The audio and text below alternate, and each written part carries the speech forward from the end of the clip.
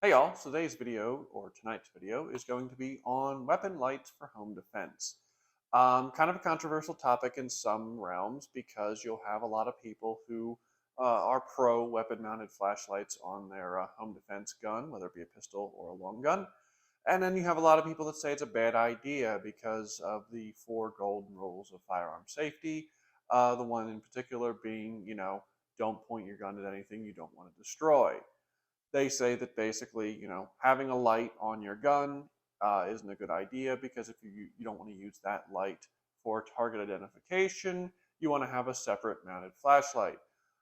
I agree with having a separate flashlight. A handheld flashlight is a good idea, but in some instances, especially if you have a two-handed long gun, such as this is my Mossberg 590, one of my home defense guns, it can be kind of difficult to have to be holding a gun and doing this and then having a flashlight, maybe in your hand or whatever. It could be awkward.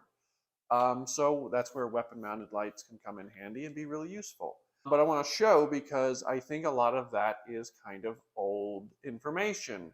20 years ago, when you had very low powered flashlights, that could definitely be a problem where, maybe the only way you're going to be able to identify a target or basically anything would be, having the light directly shining at the person. Where with some of these modern flashlights, you can actually do a pretty good job of target identification without pointing it at someone. So I'm going to turn off the lights and I'm going to show you a couple things. But first, I want to give a disclaimer. I'm not a trainer. I'm not an instructor. I'm not pretending to be an instructor or a trainer. I'm not telling you what to do. I'm just merely going to show this to you guys as an example of how a weapon-mounted light can still be used for target identification without pointing the gun directly at somebody. So let's turn out some lights and get to it.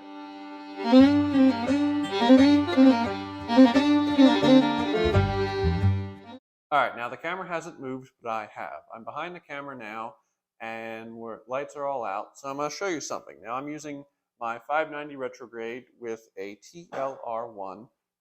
It's an 800 lumen flashlight for those wondering. I'm going to turn it on now, and you'll notice the second I turn that light on, this entire front door area is illuminated in a fairly good amount of light.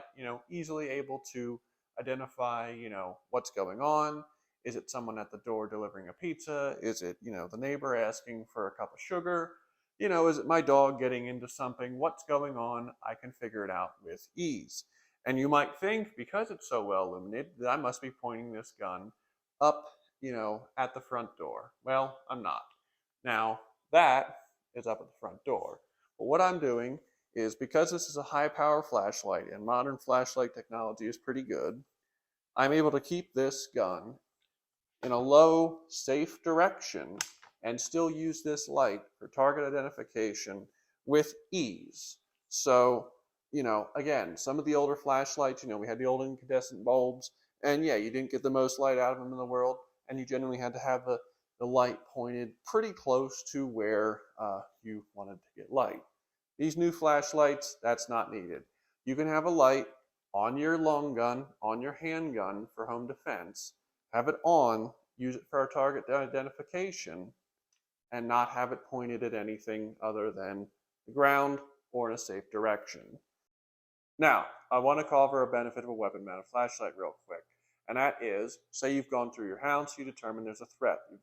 You just bring this up, point the gun in the direction of the threat, and you, on top of now having your gun pointed in the direction of the threat, you've also got 800 lumens or whatever flashlight you might have right in their face.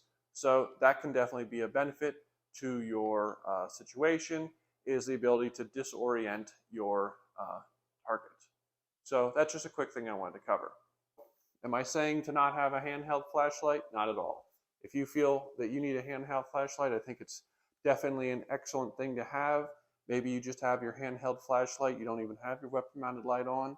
But if that's something you're worried about, I gotta say, it's not really that big a deal.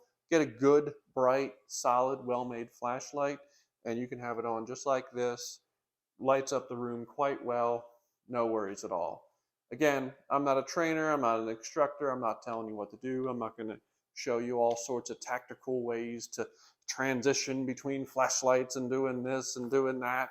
I'm just showing you that the weapon-mounted flashlight for home defense can definitely be a useful tool, and used properly is completely safe to use to go around your home and figure out what's going on. But put down below, do you have a weapon-mounted light on your home defense gun? Do you have an individual flashlight? Put down below what you think, and have a good day.